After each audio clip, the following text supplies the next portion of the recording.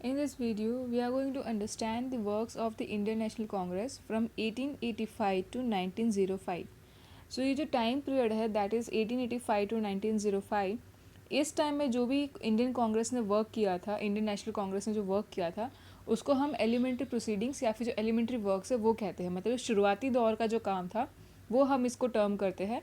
And the period is from 1885 to 1905. Okay, so let us take a quick recap what we did. That is how the Indian National Congress was formed. So we know that Sir Ellen Hume took the positive response from the England, and he came back to India to form the Indian National Congress. So what happened then was it was decided that Indian National Congress meeting would take place at Parvati Tekri in Peshwa Bagh, Pune. But at that time there was a plague attack in Pune and its surrounding area. So उस time पे plague हो गया था पूना में और उसके आजू बाजू के एरिया में. सो जो बॉम्बे प्रेसिडेंसी एसोसिएशन था उन्होंने जो है ये मीटिंग को ग्वालियर टैंक पे बुलाया. एंड जो लीडरशिप थे, जो लीडर्स थे जिन्होंने पार्टिसिपेट किया था, they were Firoz Shah Mehta, K T Telang and Badruddin Tyabji. And finally, after that, it was decided that on December 28, 1885, the meeting was held at Cultural Hall of Sri Gokul Das Tejpal Sanskrit College, situated in Gwalior Tank. And over there, the INC, that is the Indian National Congress, was formed. And the Vyumesh Chandra Banerjee, who was the advocate, was honored as the chair of the meeting. And Sir Ellen was assigned the lifetime responsibility of the General Secretary. So what happen was कि जब plague फैल गया था पुणे में, उसके बाद में जो है जो ग्रेट लीडर्स थे that is Firoz Shah Mehta, K T Telang and Badruddin Tyabji, उन्होंने बॉम्बे प्रेसिडेंसी एसोसिएशन की मीटिंग कॉल करी. And all of them decided कि जो अभी मीटिंग है आईएनसी के लिए जो मीटिंग करनी थी वो December 26, 1885 पे शिफ्ट कर दी. And so this meeting was shifted to the sir Gokuldas Tejpal Sanskrit college that was situated in Gwalior tank. And over that meeting was chaired by Womesh Chandra Banerjee. मतलब जो मीटिंग की तरफ से हेड थे वो व्योमेश चंद्र बैनर्जी थे. और उस मीटिंग में ये डिसाइड किया गया कि जो सर एलन होंगे उनके ऊपर लाइफ टाइम रिस्पॉन्सिबिलिटी रहेगी of INC as general secretary. So जब ये इंडियन नेशनल कांग्रेस बनी तो उस टाइम पे जो मीटिंग हुई थी 1885 में, that was attended by 70 representatives. And वहाँ पे जो है बहुत सारे गुजराती लीडर्स भी थे. बट उनमें से 3 जो मेन लीडर्स थे उनके नाम थे दादा भाई नवरोजी, सर दिनसा बाचा एंड फिरोज शाह मेहता. ये एमिनेंट पर्सनैलिटीज़ थी from Gujarat that took part in that meeting. So ये जो मीटिंग थी वो 4 दिन चली एंड इसके अंदर मेजर 9 डिसीजंस लिए गए थे उस टाइम पे. एंड ऑल्सो काफ़ी सारी जो कंट्री की डिफरेंट प्रॉब्लम्स थी वो उसमें डिस्कस करी गई थी कि क्या क्या चीज़ें जो है सॉल्व करनी है, क्या प्रॉब्लम है, किस तरह से है. So this is how Indian national Congress came into picture in 1885. And this was the first meeting that was held like under the name of INC.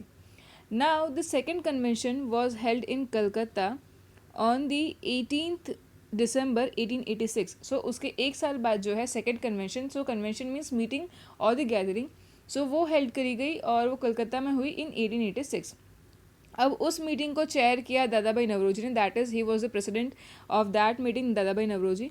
And जो दादा भाई नवरोजी है वो गुजराती जोरोस्ट्रियन है. सो जोरोस्ट्रियन मीन्स जो जोरोस्ट्रियनिज्म फॉलो करते हैं, that is the people who are Parsi. So Dadabhai Naoroji Parsi थे. उन्होंने ये जो मीटिंग है वो चेयर करी थी. And in that second convention there were 400 representative that took part. So second meeting में जो है 400 रिप्रेजेंटेटिव्स हो गए थे. Now, Dadabhai Navroji extended his speech and told about the government's nervousness on some decisions which had already been taken before. यहाँ पे दादा भाई नवरोजी ने ये बताया कि जो गवर्नमेंट ने ऑलरेडी डिसीजंस ले चुके हैं but the government is certainly nervous to implement दो डिसीजन. मतलब जो गवर्नमेंट है भले वो डिसीजन ले चुकी है बट वो इम्प्लीमेंट नहीं करना चाहते हैं. जैसे कि हम पहले से ही देखते आ रहे हैं कि जैसे चार्टर एक्ट के अंदर बोला गया था कि एजुकेशन के लिए 1 लाख रुपये स्पेंड करना है, बट गवर्नमेंट ने वो चीज़ नहीं की. दैट इज़ जो ब्रिटिश रूलर्स थे उन्होंने वो स्पेंड नहीं किया था. सेम वे यहाँ पे भी जो है ब्रिटिशर्स का ये देखा जा रहा था कि काफ़ी डिसीजंस लिए जा चुके हैं but they are not ready to implement. और ये चीज़ जो है दादा भाई नवरोजी ने अपने स्पीच में उस टाइम पे कही थी. बट ये जो 2 कन्वेंशंस है कुछ उनका ज़्यादा रिजल्ट नहीं हो पाया. And that's why third meeting जो है वो कॉल करी गई. दैट इज़ थर्ड कन्वेंशन जो है कॉल किया गया. That was in December 1887. So first जो कन्वेंशन हुआ उसके एक साल बाद सेकेंड कन्वेंशन हुआ इन December. And the third convention was also after a year, that was in 1887. सो यहाँ पे काफ़ी लोग जो है गैदर हुए थे. That was around 607 members gathered over here. And ये जो मीटिंग थी या ये जो कन्वेंशन था that was like chaired by Badruddin Tyabji. Now ये जो कन्वेंशन हुआ था यहाँ पे they try to constitute the constitution of the Indian national Congress. So जो इंडियन नेशनल कांग्रेस है उसका कॉन्स्टिट्यूशन क्या होना चाहिए वो यहाँ पे डिसाइड करने की कोशिश की गई थी. देन बेसिकली अगर देखा जाए तो शुरुआत से ही कांग्रेस ने जो है बहुत ही कूल एटीट्यूड रखा ब्रिटिशर्स के लिए. दैट इज़ जहाँ तक कि जो हमारी फर्स्ट सेकंड थर्ड और फोर्थ कन्वेंशन होती गई है 4 साल जो निकल गए वहाँ तक भी अगर हम देखें तो काफ़ी कूल एटीट्यूड था. दैट इज़ जो भी डिसीजन जो वो लेते थे that were taken showing loyalty to the British crown. मतलब जो भी डिसीजन उन्होंने अभी तक लिए थे वो ऐसा नहीं था कि ब्रिटिशर्स को उनको निकाल देना है, but they wanted to get their problem solve. That is जो प्रॉब्लम वो उस टाइम पे फेस कर रहे थे बिकॉज ऑफ देयर रूलिंग वो उसको एलिमिनेट करना चाहते थे, वो उस प्रॉब्लम को निकालना चाहते थे. नाइदर वो ऐसा नहीं था कि उनको उस टाइम पे ब्रिटिशर्स को निकाल देना है. सो स्टार्टिंग में जो है उनका यही रुक रहा था कि वो ब्रिटिशर्स के अपोज में नहीं थे but they were showing loyalty to them. So उन्होंने काफ़ी पीसफुल और पोलाइट वे में प्रेजेंटेशंस किए and they listed many decisions with them. And specially जो मेजॉरिटी पीपल थे वहाँ पे जो कन्वेंशन में दे डिसाइडेड जो उनमें जो मैटर्स है वो क्या होना चाहिए. So the majority of elected members in legislative assembly होने चाहिए. Then the formation of responsible government in different provinces and the country. So they wanted to have the responsible government in different province of the country. मतलब उनको था कि एक elected members की legislative assembly होनी चाहिए और same way जो responsible government है different provinces के अंदर जो country के अंदर वो elected way में ही होना चाहिए. Then they shouted for the provision for the Indians in the government jobs according to their qualifications. So what they wanted was कि जो Indians है उनको भी government jobs मिलने चाहिए and that should be based on the qualification. Keeping the distance between bureaucracy and the court, they wanted कि जो bureaucracy that is जो rulers है वो जो है court से दूर रहे, that is judiciary में उनका कोई interference ना हो, तो उनकी एक ये डिमांड थी. Then possible Indianization of the force, जो फोर्स है आर्मी फोर्स हो गए जो बाकी पुलिस फोर्स हो गए सो उनका भी जो है इंडियनाइजेशन होना चाहिए. Then improvement in the position of peasants and the laborers and to take steps to eradicate poverty in the country. So what they wanted was other than कि जो peasants है जो laborers है उनकी भी condition सुधरनी चाहिए और जो country में poverty है वो भी eradicate होनी चाहिए. So जो ये इंडियन नेशनल कांग्रेस थी उन्होंने ये सारे फ्रंट पे बहुत अच्छे वे में काम किया बट स्टिल जो रिजल्ट मिलना चाहिए थे वो उनको नहीं मिले. So that's why they decided to call a fourth convention in Allahabad. Now ये इलाहाबाद जो है उन्होंने वहाँ पे फोर्थ कन्वेंशन बुलाया, that is the fourth meeting over there. But this Allahabad was a military zone, so वहाँ पे सेफ्टी और सिक्योरिटी के लिए and also the British government does not wanted to have that convention. So उन्होंने at the 11th hour they banned the meeting. Means at the 11th hour means एकदम end moment पे जो British जो rulers थे उन्होंने ये meeting के ऊपर बैन लगा दिया. एंड उन्होंने रीज़न क्या दिया कि ये मिलिट्री जोन है एंड यहाँ पे सेफ्टी एंड सिक्योरिटी मेंटेन करनी है, सो यहाँ पे ये मीटिंग नहीं हो सकती है. सो दो ये बैन लगा दिया था एट एंड मोमेंट पे बट स्टिल ये मीटिंग हुई इलाहाबाद में. दो ये हमारे ऊपर बैन था बट स्टिल मीटिंग हुई और वही टाइम पे और वही जगह पे जो पहले डिसाइड की गई थी वहीं पे इन्होंने मीटिंग कंडक्ट की. So this convention was historic one. And also जो ब्रिटिश बिजनेसमैन थे and he was a general scholasticism leader that was George Yule, उन्होंने ये मीटिंग हेड की थी. That is he headed the convention at the time and ये जो convention था वो काफ़ी सक्सेसफुल रहा था. एंड आफ्टर दैट ये जो कांग्रेस है जैसे इंडियन नेशनल कांग्रेस जो है उन्होंने अपना वर्किंग मेथड चेंज किया and they resolve to adopt the constitution way ahead and presented it demands in severe word. So इन्होंने क्या किया, जो इंडियन नेशनल कांग्रेस है उसका कॉन्स्टिट्यूशन बना लिया एंड उन्होंने थोड़ा अपना मेथड चेंज किया एंड उन्होंने जो डिमांड है खुद की जो हमने आगे देखी सो जो प्रॉब्लम्स उनको सॉल्व करने के लिए और सीवियर वर्ड्स में जो है उन्होंने अपना ये जो काम है वो आगे बढ़ाया. So then there was a fifth convention, that is the fifth meeting that was held in Bombay in 1889 and the sixth in Calcutta in 1890. Now देखा जाए तो ये जो मीटिंग जो हुई थी, जो कन्वेंशन हुए थे फिफ्थ एंड सिक्स कन्वेंशन, यहाँ पे ऑफिशियल्स ही नहीं लेकिन यहाँ पे ऑडियंस को भी अलाउ नहीं किया गया था to take part in that convention. तो जो फिरोज शाह मेहता थे वो ये चीज़ से खुश नहीं थे. वो उस टाइम प्रेसिडेंट थे INC के एंड ही से दैट कि ये जो ऑफिशियल्स को और जो ऑडियंसेस को मना किया गया है पार्टिसिपेट नहीं करने के लिए, that is not good.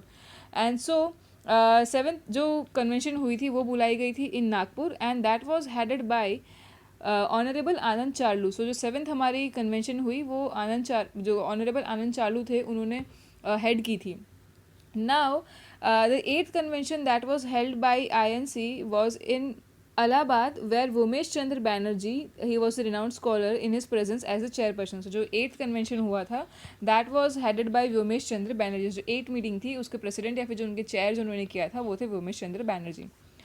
Now basically जब ये 8th कन्वेंशन हुई, उसके बाद में जो है जो सर एलन ह्यूम थे, उन्होंने अपनी देखा कि आइडियोलॉजी में कुछ चेंजेस हुए हैं, एंड ही सेड दैट कि गवर्नमेंट जो है वो आपके जो डिसीजंस है या जो आपने जो प्रिवेंशन कन्वेंशंस हुए हैं उस पर कोई ध्यान नहीं दिया गया है. So sir Allan Hume wanted their followers to protest the contemporary policies. जो उस टाइम की जो पॉलिसीज चली आ रही थी, he wanted them to protest that, but किसी ने वो चीज़ नहीं की. So Sir Alan Hume decided to give up his position in the Indian National Congress and he headed back to England. So basically हुआ क्या, अगर आप जब हिस्ट्री पढ़ेंगे और डिटेल में किस तरह से INC ने और डिटेल में वर्क किया था, बिकॉज यहाँ पे सिर्फ आपको एक आउटलाइन दी गई है और आपको एक टाइम फ्रेम दिया गया है कि कौन से टाइम में जो है कन्वेंशन या जो मीटिंग्स है वो हेल्ड की गई, लेकिन इसके अंदर जो उन्होंने क्या काम किया आपको वो डिटेल में यहाँ पे मेंशन नहीं है. तो जब आप वो पढ़ेंगे तो आपको पता चलेगा कि जब इंडियन कांग्रेस जिस तरह से वर्क कर रहे थे तो उसमें हुआ क्या, ये सर एलन ह्यूम का जो कंट्रीब्यूशन था एक तरह से वो था कि ब्रिटिशर्स उनके अगेंस्ट में हो गए थे, बिकॉज ब्रिटिशर्स वर सेइंग कि ये भाई इंडियंस की हेल्प कर रहे हैं, and there were some Indians that doubtful of the intentions of sir Allan Hume. And so इस तरह से जो है दोनों साइड से डिस्ट्रस्ट जो है बढ़ता गया, and at the end sir Allan Hume decided to give up the position of the Indian national Congress and he headed back to the England. So this is how Sir Alan Hume like left the Indian Congress, but he always like gave his kind services to the INC. So basically देखा जाए तो ये जो 8th convention हुआ इसमें काफ़ी सारे changes आए. दैट इज़ कि एक तो सर एलन ह्यूम चले गए INC को छोड़ के, दूसरा इसी के टाइम पे जो है INC में एक्सट्रीमिज़म देखने मिला. दैट इज़ कि यहाँ पे जो मेंबर्स थे INC के वो दो पार्ट्स में डिवाइड हो गए, that is moderate and the extremist. तो इस तरह से जो है एक्सट्रीमिज़म यहाँ पे देखने मिला. नाउ ये जो कन्वेंशंस जो होती थी, जो मीटिंग्स होती थी, यहाँ पे काफ़ी सारे रुपये स्पेंड होते, that is lakhs of rupees were spend. And basically उस टाइम पे ये देखा गया कि मीटिंग्स में जो है ये पैसे फालतू में वेस्ट हो रहे हैं. So they decided to decrease the activities and they decided to reach the liberal parliamentaries of the England. So what decided कि कन्वेंशन में जो रुपए खर्च हो रहे हैं उसको हम थोड़ा कम करेंगे, एंड जो इंग्लैंड में जो लिबरल पार्लियामेंट्स है, जो थोड़े लाइक लीनियट पार्लियामेंट्स हैं, हम उनको जो है अप्रोच करेंगे. बट नागपुर में फिर से कन्वेंशन हुआ एंड इट वॉज डिसाइडेड कि ये जो मीटिंग्स हो रही है वो उनको कंटिन्यू करेंगे. So later from 1892 to 1905 the moderate leaders of the Indian national Congress remained very active. So 1892 से लेके 1905 तक ये जो मॉडरेट लीडर्स थे बहुत ही एक्टिव थे, एंड जो कि है उन्होंने काफ़ी सारे वर्क उस टाइम भी किए थे. लेकिन there were no significant decision that were noted in the 20th and the 21st convention held in Bombay in 1904 and in Banaras in 1905. But ये जो दो कन्वेंशन हुई बॉम्बे में इन 1904 और इन बनारस इन 1905, वहाँ पे कोई बड़े डिसीजन नहीं लिए गए, एंड ऑल्सो इस टाइम पे जो है जो लीडर्स थे वो ज़्यादा एक्टिव नहीं थे. और अगर जब देखा जाए तो ये जो 1905 जो ये ईयर है, उस टाइम पे वाइसरॉय कर्जन ने डिसाइड किया था कि वो बंगाल का पार्टीशन कर देंगे, एंड दैट्स वाई काफ़ी जो है डिससेटिस्फैक्शन जो है पीपल के बीच में स्प्रेड हो गया था. और ये जो डिससेटिस्फैक्शन था वो नेशन वाइड था. And also it was notice that king Mahendra Chandra Nandi and Surendra Nath Banerjee थे, उन्होंने ये पार्टीशन की जो पॉलिसी थी वो उसको लाइक प्रोटेस्ट किया था उसके against. And also they connected the बंग भंग मूवमेंट एंड द स्वदेशी मूवमेंट. सो एंड वो बहुत ही एक लाइक पावरफुल लाइक मूवमेंट रहा था, and also it gave a great power to the freedom movement. Now basically हम ये समझेंगे कि मॉडरेट कौन थे और एक्सट्रीमिस्ट कौन थे, और ऑल्सो हम नेक्स्ट लेक्चर में ये भी देखेंगे कि जो इंडियन नेशनल कांग्रेस है उनका सेकेंड फेज़ क्या रहा था. बट बेसिकली यहाँ पे जब हमने ये एलिमेंट्री जो प्रोसीडिंग्स की बात करी है कांग्रेस की, दैट इज़ फ्रॉम 1885 to 1905, तो हम इसमें कुछ एक्टिविटीज़ देखते हो किस तरह से वर्क करते थे. सो दो आपकी सिलेबस में नहीं है, but just for general knowledge I would like to share some of the activities that they use to do. That is वो जो है फर्स्ट ऑफ ऑल जो ब्रिटिशर्स जो रूलर्स थे उनको लेटर्स लिखा करते थे कि किस तरह से वर्क होना चाहिए, and also they took up the seat in the parliament. दो जो सीट उनको पार्लियामेंट में मिली थी उसका कोई उसमें लाइक डिसीजन पावर नहीं था, that is they could not take up any decision, but they could be in the parliament as an unofficial member. So उनको एक तरह से मिल गया था. बट ये जो मॉडरेट लीडर्स थे they were very intellectual and they were very fluent in the criticism to the British policy, and so वहाँ पे जो है उन्होंने पार्लियामेंट में जो है उनको क्रिटिसाइज़ करना शुरू किया. इनफैक्ट जो बजट वगैरह प्रेजेंट किए गए थे उनको भी उन्होंने बहुत अच्छे से रिफ्यूट किया था. सो बेसिकली इस वे में जो है मॉडरेट्स वर्क कर रहे थे, दैट इज़ कि बहुत ही पीसफुल वे में प्रॉब्लम्स को लाइक प्रेजेंट करते थे, and they use to bring the attention of the British ruler as well as the general public to that problem. So basically अगर देखा जाए तो ये जो एलिमेंट्री जो प्रोसीडिंग्स थी आईएनसी की, उसमें सिर्फ प्रॉब्लम्स जो ब्रिटिश रूलर्स थे उनके सामने नहीं दिखाया गया, बट इनफैक्ट ये जो प्रॉब्लम्स है उसको जो है कॉमन पीपल को भी उससे अवेयर करवाया गया. सो अगर देखा जाए तो जो पॉलिटिकल अवेकनेस है वो ये एलिमेंट्री प्रोसीडिंग्स की वजह से बहुत इंक्रीज हुई थी. So this was about the elementary phase of the INC from 1885 to 1905. So we will move on to the second phase in the next lecture. Okay.